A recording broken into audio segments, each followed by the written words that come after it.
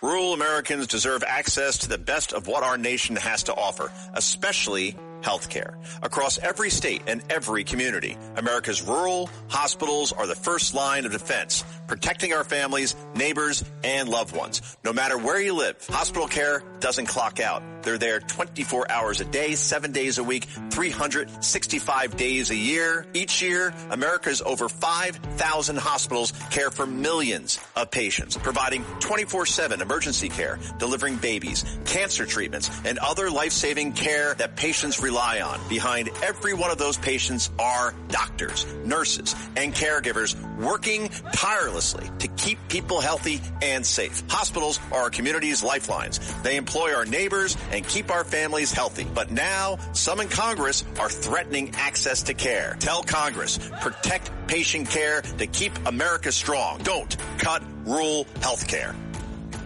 Listen, all you New Yorkers. Excuse me? Taxi! Okay, we're looking around. This is the 77 WABC minicast. To me. Welcome, my friends, to the Saturday morning extravaganza, and what an extravaganza it is. News is breaking, as you know. We have begun combat, the United States of America, and the government of Israel has begun a joint effort to, no other way to put it, take out Iran's leadership. That is what is happening. 800-848-9222 is how you reach us. I'm sure many of you will have comments on it already. The political class are busy making comments. Some of them expected that this is an unauthorized war, etc., etc. We have time to get into all of that. We'll give you as much information as possible. Jake Novak will be with us. James Flippin will be with us. Many other people, as well as your calls, as the day and the days begin coverage of this important operation. Again, telephone number is 800-848-9222. Let us start, Matt, with President Trump's announcement. Folks, we may interrupt it a few times. It is 8 minutes. But this is, let me know and give me a thumbs up when you have it. President Trump addressed the American people, and this is what he said. A short time ago, the United States military began major combat operations in Iran. Our objective is to defend the American people by eliminating imminent threats from the Iranian regime, a vicious group of very hard, terrible people. Its menacing activities directly endanger the United. All right. When we get done with this, we're going to go to the Bibi Netanyahu cut, where he addresses our troops, our bases overseas, and our allies throughout the world. For 47 years, the Iranian regime has chanted death to America and waged an unending campaign of bloodshed and mass murder, targeting the United States, our troops, and the innocent people in many, many countries. Among the regime's very first acts was to back a violent takeover of the U.S. Embassy in Tehran, holding dozens of American hostages for 444 days. In 1983, Iran's proxies carried out the Marine barracks bombing in Beirut that killed 241 American military personnel. In 2000, they knew and were probably involved with the attack on the USS Cole. Many died. Iranian forces killed and maimed hundreds of American service members in Iraq. The regime's proxies have continued to launch countless attacks against American forces stationed in the Middle East in recent years, as well as U.S. naval and commercial vessels and international shipping lanes. It's been mass terror, and we're not going to put up with it any longer. From Lebanon to Yemen and Syria to Iraq, the regime has armed, trained, and funded terrorist militias that have soaked the earth with blood and guts. And it was Iran's proxy, Hamas, that launched the monstrous October 7th attacks on Israel, slaughtering more than 1,000 innocent people, including 46 Americans, while taking 12 of our citizens hostage. It was brutal, something like the world has never seen before.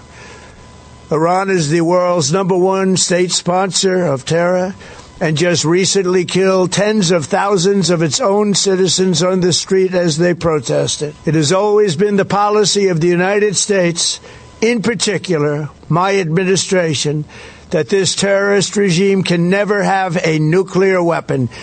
I'll say it again. They can never have a nuclear weapon.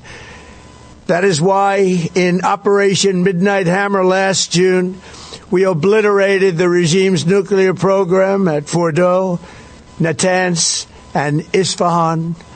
After that attack, we warned them never to resume their malicious pursuit of nuclear weapons, and we sought repeatedly to make a deal. We tried. They wanted to do it. They didn't want to do it. Again, they wanted to do it. They didn't want to do it. They didn't know what was happening. They just wanted to practice evil.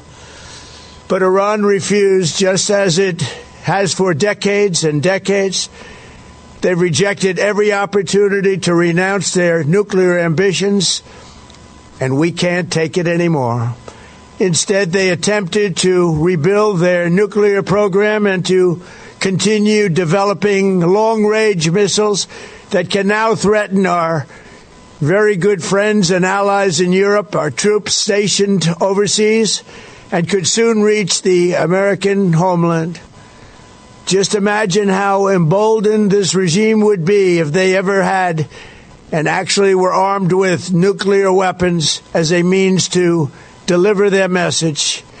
For these reasons, the United States military is undertaking a massive and ongoing operation to prevent this very wicked, radical dictatorship from threatening America and our core national security interests. We are going to destroy their missiles and raise their missile industry to the ground. It will be totally, again, obliterated. We're going to annihilate their Navy. We're going to ensure that the region's terrorist proxies can no longer destabilize the region or the world and attack our forces and no longer use their IEDs or roadside bombs, as they are sometimes called, to so gravely wound and kill thousands and thousands of people, including many Americans. And we will ensure that Iran does not obtain a nuclear weapon. It's a very simple message. They will never have a nuclear weapon. This regime will soon learn that no one should challenge the strength and might of the United States Armed Forces. I built and rebuilt our military in my first administration, and there is no military on earth even close to its power, strength, or sophistication. My administration has taken every possible step to minimize the risk to U.S. personnel in the region. Even so, and I do not make this statement lightly, the Iranian James is ready and seeks Jake. to kill. The lives of courageous American heroes may be lost, and we may have casualties. That often happens in war. But we're doing this not for now. We're doing this for the future, and it is a noble mission. We pray for every service member as they selflessly risk their lives to ensure that Americans and our children will never be threatened by a nuclear-armed Iran. We ask God to protect all of our heroes in harm's way, and we trust that with His help, the men and women of the armed forces will prevail. We have the greatest in the world, and they will prevail. To the members of the Islamic Revolutionary Guard, the armed forces, and all of the police, I say tonight that you must lay down your weapons and have complete immunity, or, in the alternative, face certain death. So, lay down your arms, you will be treated fairly with total immunity, or you will face certain death. Finally, to the great proud people of Iran, I say tonight that the hour of your freedom is at hand. Stay sheltered. Don't leave your home. It's very dangerous outside. Bombs will be dropping everywhere. When we are finished, take over your government. It will be yours to take. This will be probably your only chance for generations. For many years, you have asked for America's help, but you never got it. No president was willing to do what I am willing to do tonight. Now you have a president who is giving you what you want. So let's see how you respond. America is backing you with overwhelming strength and devastating force. Now is the time to seize control of your destiny and to unleash the prosperous and glorious future that is close within your reach. This is the moment for action. Do not let it pass. May God bless the brave men and women of America's armed forces. May God bless the United States of America. May God bless you all. Thank you. That is President Donald J. Trump. That was President Donald J. Trump announcing the beginning of a combat operation with the government of Iran, and Israel, of course, is also attacking. Jake Novak is with us, Red Apple Audio News. Jake, he unpacked a lot during that 8-minute speech.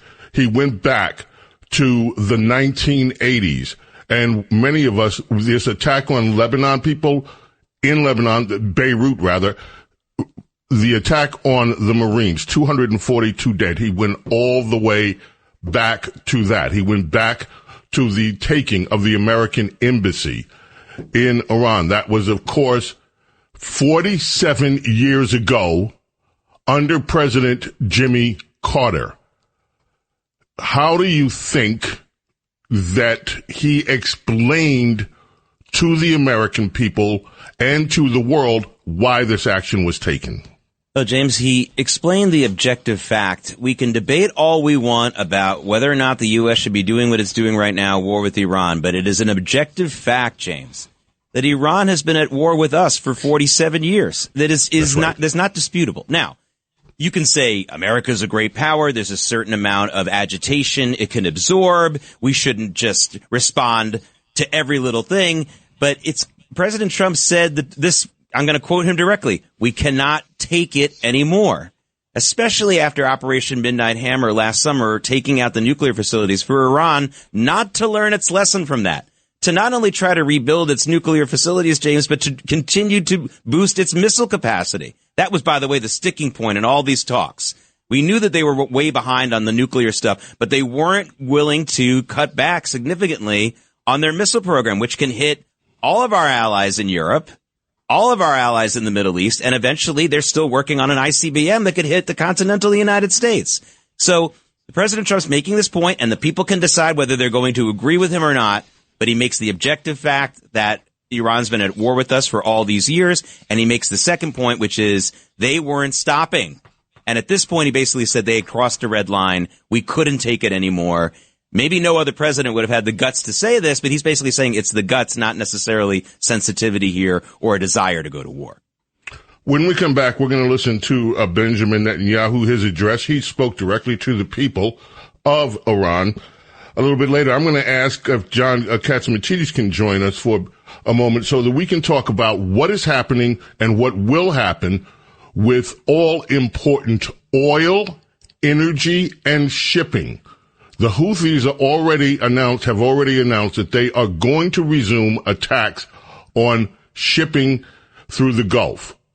And we'll cover that, so much more. Your calls are welcomed at 800-848-9222, 800-848-9222. Yes, it is the extravaganza, which means Princess Diana will be joining us later today, as well as America's small caffeinated mom, Rhonda Schrock. And the stunning events overnight will also mean that Red Apple Audio Network's news department, working overdrive to keep you abreast, will be joining us and breaking in with any important news. So whatever you do, keep it right here. Rural Americans deserve access to the best of what our nation has to offer, especially healthcare. Across every state and every community, America's rural hospitals are the first line of defense, protecting our families, neighbors, and loved ones. No matter where you live, hospital care doesn't clock out. They're there 24 hours a day, 7 days a week, 365 days a year. Each year, America's over 5,000 hospitals care for millions of patients, providing 24/7 emergency care, delivering babies, cancer treatments, and other life-saving care that patients rely on. Behind every one of those patients are doctors, nurses, and caregivers working tirelessly to keep people healthy and safe. Hospitals are our community's lifelines. They employ our neighbors and keep our families healthy. But now, some in Congress are threatening access to care. Tell Congress, protect patient care to keep America strong. Don't cut rural health care.